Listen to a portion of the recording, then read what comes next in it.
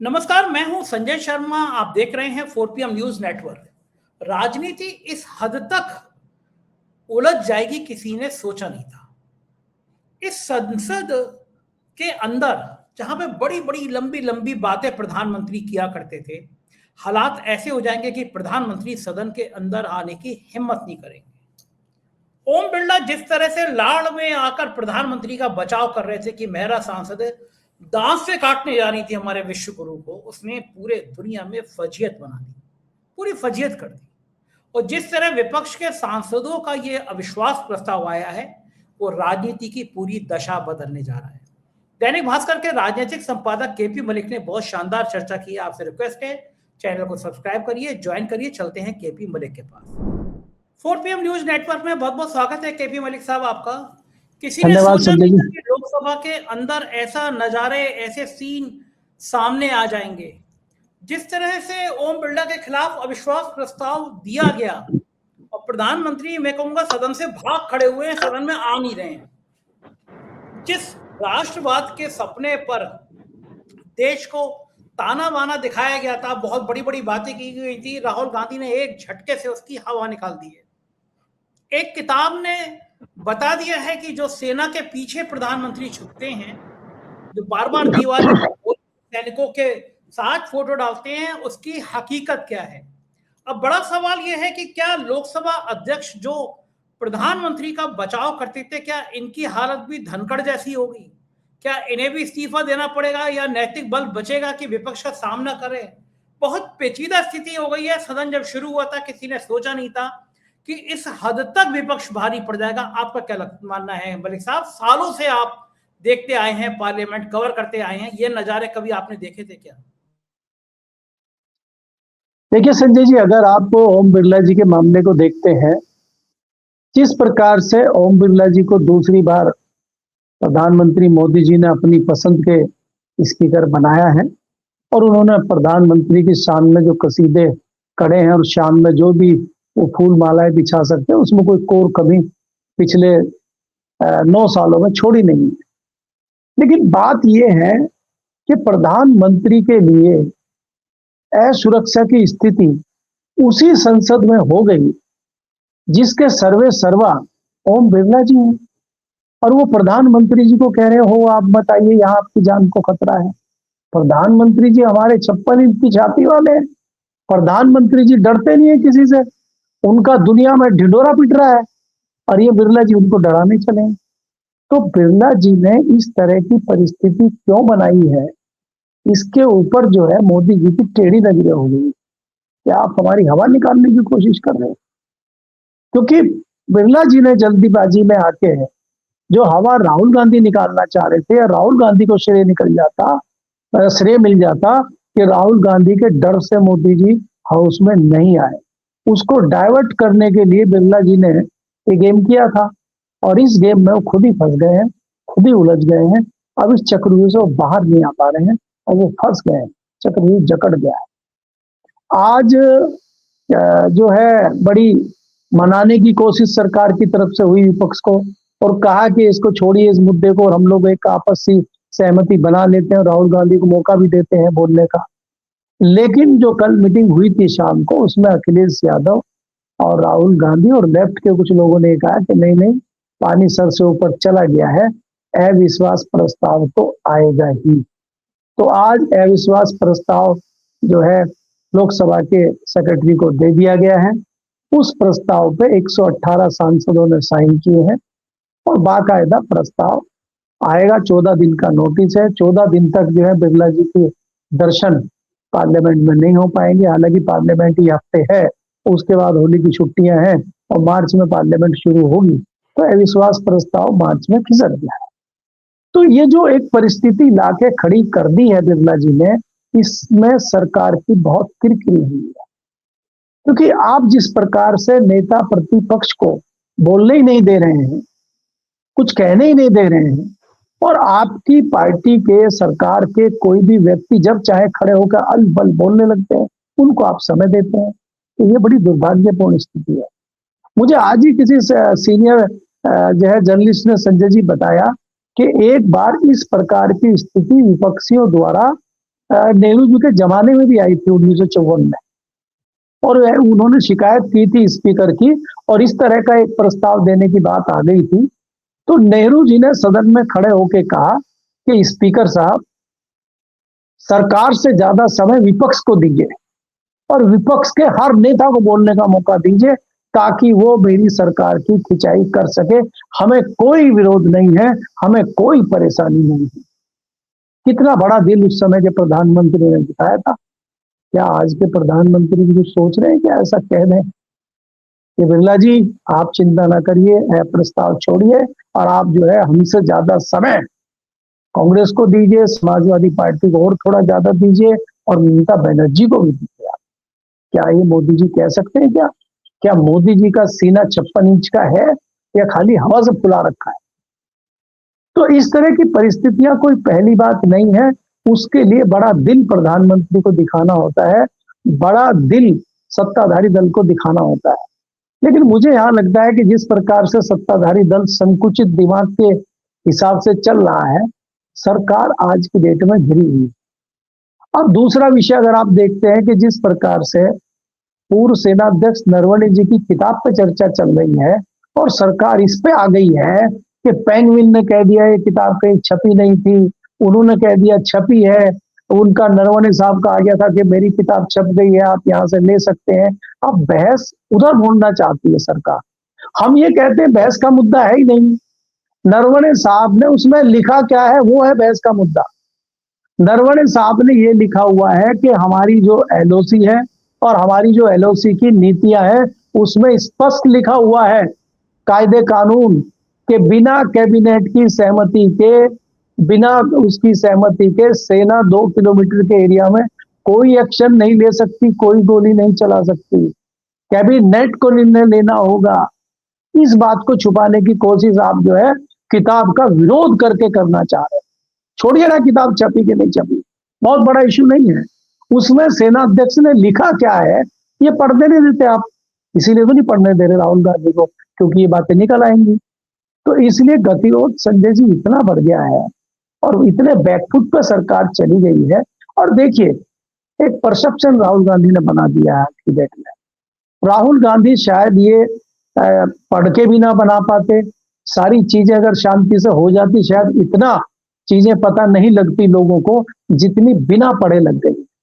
अब आप ये देखिए कि किसी व्यक्ति ने ये डाला कि नहीं नहीं वहां पे ये नहीं था और वो 2.5 घंटे में सेना को खुद ही एक्शन ले लेना चाहिए था, कोई नियम नहीं है, कुछ नहीं। लोगों ने ही सोशल मीडिया पर लेटर निकाल निकाल के लगा दिए और एलओसी और एलएसी में फर्क समझा दिया लोगों ने ट्विटर पे। तो सरकार अब बच नहीं पा रही। और दूसरी बात में संजय जी एक और कॉन्फिडेंस की बता रहा हूं आपको।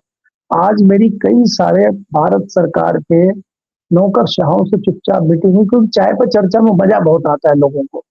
और लोगों ने कहा कि आजकल मलिक साहब आप एक ही चैनल पे दिख रहे हैं, संजय शर्मा जी से कुछ विशेष प्यार है क्या? तो हमने कहा जी बांध लिया उन्होंने।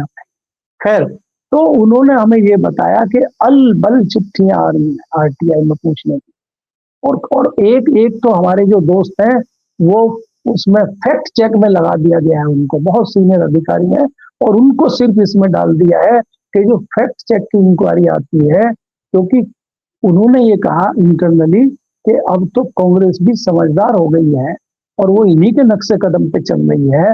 वो इतनी फर्जी वीडियो, इतनी फर्जी खबरें डालती है कि सरकार के भाजपा के लोग उलझ के रह गए। हमारे पास 70% चीजें वो आती हैं जो कांग्रेस या विरोधियों की तरफ से डाली गई, क्योंकि सरकार के नुमाइंदे या भारतीय जनता पार्टी के नुमाइंदे तो थक चुके हैं पिछले 11 साल में। एक ही चीज को कितनी बार डालोगे? कांग्रेस की तरफ से नई पैंतरेबाजी या विपक्ष की तरफ से नई पैंतरेबाजी शुरू हो गई है, और कहीं ना कहीं सरकार आज बैकफुट पर दिखाई दे रही है। तो ये जो ग्राउंड पे चीजें चली गई हैं संजय जी, इतनी आसानी से मुझे आती हुई नजर नहीं आ रही है।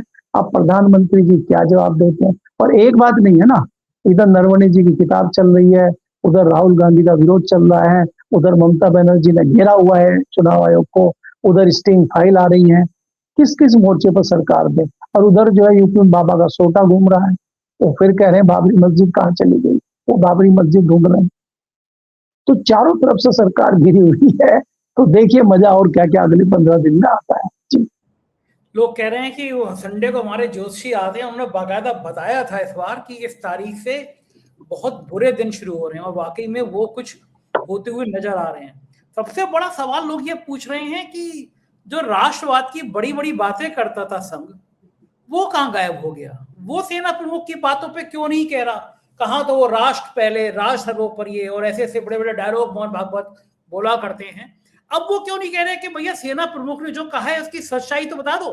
एक बार पार्लियामेंट में कह दो कि सेना प्रमुख गलत बोल रहे हैं, हम चीन के टैंकर नहीं बढ़ रहे थे हमारी तरफ, सेना प्रमुख ने नहीं कब पूछा रक्षा मंत्री से और प्रधानमंत्री से कि क्या करें, सेना के टैंकर नहीं आए, कह दो ना एक बार, देश को पता तो चल जाए।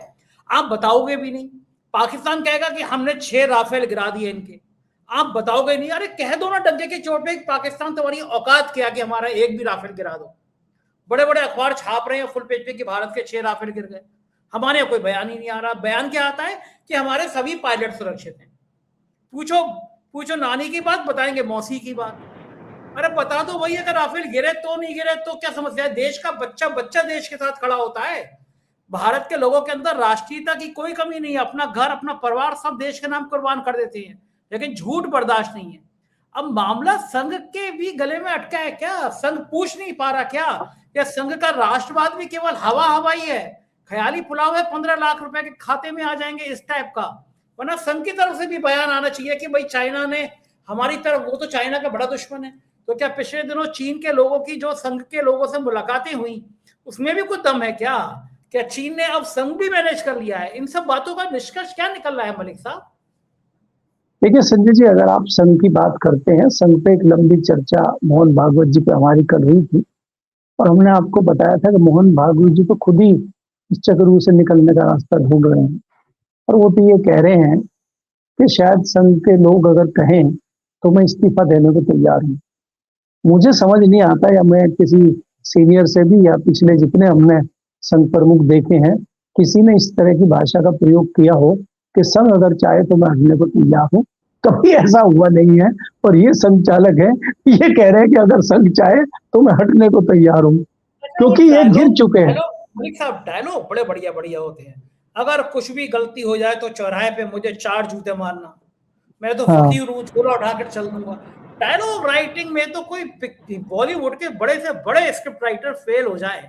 अब जो अपने विश्वगुरु जी हैं, उनका डायलॉग राइटिंग का काम मोहन भागवत जी ने संभाल लिया है कि जब चाहो मैं इस्तीफा दे दूंगा। मतलब संघ भी अब बीजेपी की तरह हो गया। ये 5 स्टार ऑफिस क्या बने संघ के ऊपर भी ये चढ़ गया। अब संघ के जो संगठन मंत्री हैं भैया जी, हमने तो लखनऊ में देखा एक साहे साहब के संग कितने असहाय कर गए लोग, करोड़ों रुपए के जमीन के धंधे। अमरावती ग्रुप की चर्चा बच्चे बच्चे के गले में है, फाइलें दबा दी गई हैं, अमरावती के नाम जमीनों के सब घोटालों के पीछे संघ की काली करतूतें सामने आ रही है। हो क्या रहा है? मतलब अब संघ भी ऐसे ही हो गया कि काजल की कोठरी में कैसे सयान हो जाए, एक लीक काजल की लागी है पे लागी है। क्या हो गया मामला सारा गड़बड़ सेट? देखिए संजय जी, अगर आप संघ की बात करते हैं, संघ को जितनी उम्मीद थी उससे कहीं आगे उनके प्यारे दुलारे जो है देश के यशस्वी प्रधानमंत्री निकल गए। संघ को उम्मीद नहीं थी कि वो इतने आगे निकल जाएंगे। और मैंने आपको पहले भी कहा था कि पहली बार है कि संघ के जो सहयोगी संगठन है, भारतीय मजदूर संघ और भारतीय किसान संघ, वो आलोचना कर रहे हैं बजट की। भारतीय जनता पार्टी की सरकार, मोदी सरकार के बजट की आलोचना कर रहे हैं संघ के सहयोगी संगठन। तो ये कितना आश्चर्य है। और बाद में जब हमने थोड़ा निकालने की कोशिश करी चीजों को, तो पता ये चला कि इशारा जो है संघ प्रमुख की तरफ से है कि भाई थोड़ा कुछ तो करो। हम लोग बिल्कुल शांत बैठे हैं, और बीच बीच में जो है भाषण संघ प्रमुख भी दे रहे हैं कि भाई हम तो हट जाएं अगर कुछ हो। तो ऐसा हो गया जैसे एक दयनीय स्थिति में आ गए हैं, और अपनी खाल को बचाने के लिए इस तरह के स्टेटमेंट दिलवाए जा रहे हैं और खुद भी दे रहे हैं। तो संघ ने तो सरेंडर कर दिया। मैंने तो आपको पहले भी कहा था कि गुजरात लॉबी के सामने संघ ने अपने घुटने टेक दिए हैं। तो संघ पे कोई भी बात करना, चर्चा करना, मुझे लगता है फिलहाल तो बेमानी है। कल को संघ कोई नया पैंतरा करे, कोई नई बात कहे, जैसे आपने कहा कि कोई नया जुमला संघ छोड़ दे, तो उस पर फिर तत्काल बहस की जा सकती है। आज तो संघ मुझे कहीं नहीं दिखाई देता है। आज तो जो छवि घड़ी गई थी इतने सालों में, जो विकास पुरुष, जो पृथ्वी पर भगवान स्वरूप एक महामानव उतर के आए थे, जो उनकी छवि गढ़ने में इतना समय लगा था, वो छवि लगातार धूमिल होती जा रही है। और उस छवि को संभालना, उस छवि को बरकरार रखना भारतीय जनता पार्टी के लिए, गुजरात लोधी के लिए और उनके जितने मंत्री हैं उनके लिए मुश्किल होता जा रहा है। जिस प्रकार से आप कहते थे कि प्रधानमंत्री मोदी किसी से नहीं डरते, वो हर जगह डरते हुए दिखाई दे रहे हैं। वो जब संसद से डर गए तो बाकी वो कहाँ जाएंगे? अमेरिका से कितने डर रहे हैं ये आपके सामने है। ट्रंप साहब 80 से ज्यादा बार कह चुके हैं कि ऑपरेशन सिंदूर मैंने रुकवाया, भारत पाकिस्तान का युद्ध मैंने रुकवाया। और सबसे बड़ी हवा तो ये जो डील हुई है, जो ट्रेड डील हुई है, इसने निकाली कि आपसे बिना पूछे ट्रेड डील हो गई और आप बाद में साइन कर रहे हैं उस पर। और जब यहाँ पे कुछ लोग जो है, हम जैसे लोग, आप जैसे लोग या किसान ये कहते हैं कि कृषि क्षेत्र बर्बाद हो जाएगा अगर ये खुलेगा, तो डेयरी क्षेत्र बर्बाद हो जाएगा, तो ये कहते नहीं नहीं, हम लोग किसानों के लिए कोई ऐसा नहीं मंगवा रहे, हम मक्का नहीं मंगवाएंगे, हम प्रोसेस मक्का मंगवाएंगे, जो पशुओं का चारा होगा उसको प्रोसेस करके मंगवाएंगे। बोला साहब वो आप तेल मंगवाएंगे?